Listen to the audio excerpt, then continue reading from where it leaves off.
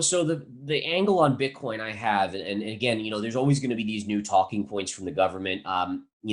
Regulation is scary because you don't know how things are going to react. People are, it's vague at this point. There's no definitive rules yet. But overall, longer term, I actually think regulation is good. Regulation means it's going to become more mainstream. And I've said this to a lot of individuals, but if you think about it, if you want pension funds to invest in these things, and if you want hedge funds to get in, if you want all the big corporations and Wall Street firms to get in on Bitcoin, you have to have regulation so that they feel it's okay to get in. So even though these kind of things are a little bit iffy and make you nervous as an investor in Bitcoin, like, oh, is the government going to ban Bitcoin? They're not going to ban it because too many people are adopting it.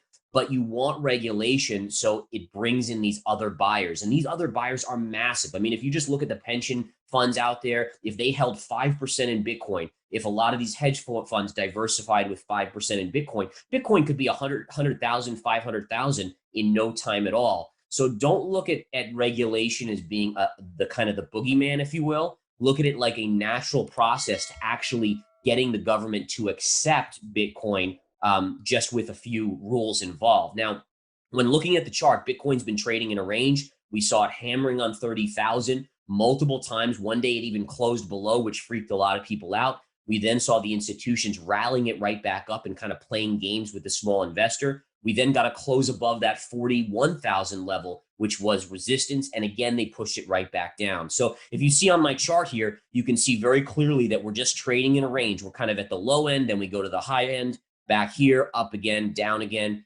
and then back up again. So right now, Bitcoin is range bound. If it confirms above the 41-ish thousand level, look for a move to 50.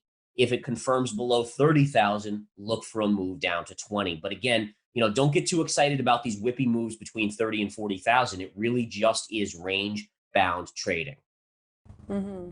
And there was news last week that Amazon would begin taking Bitcoin as payment, but Amazon denied the news shortly after.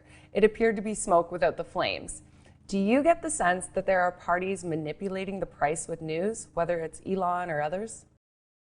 Yeah, there definitely is. There's no doubt about it. And the thing is, from an institutional perspective, Bitcoin is one of the easiest things to manipulate, mainly because people are so emotional. So if you talk about the hodlers or whatever, I mean, there's these groups, just like the meme stocks in many ways, where they're so involved and they really just have this over emotional response. When anytime an investor is over emotional, it makes them make mistakes. So for instance, on the Bitcoin chart, just looking at a couple times where it would pierce 30,000 and one time it closed below, that's a game by the institutions. They know that that's max pain for investors. And they know that if they push this thing down just below 30,000, it's going to trigger stops, which gets out longs. And then some people are going to short Bitcoin thinking it's broken down. And then what do? They rip it the other way. And recently, you saw it go right up on the back of that Amazon news to the 40+ thousand level. It got just above the resistance there. And then people got bullish. You saw all the chatter on Twitter about it. And then what did the institutions do? They pushed it right back down to take that money as well. So again, it's in this range and the institutions are laughing to the bank because the emotional reaction of a lot of investors in Bitcoin are just whipping themselves in and out of this constantly. So absolutely, there's manipulation going on.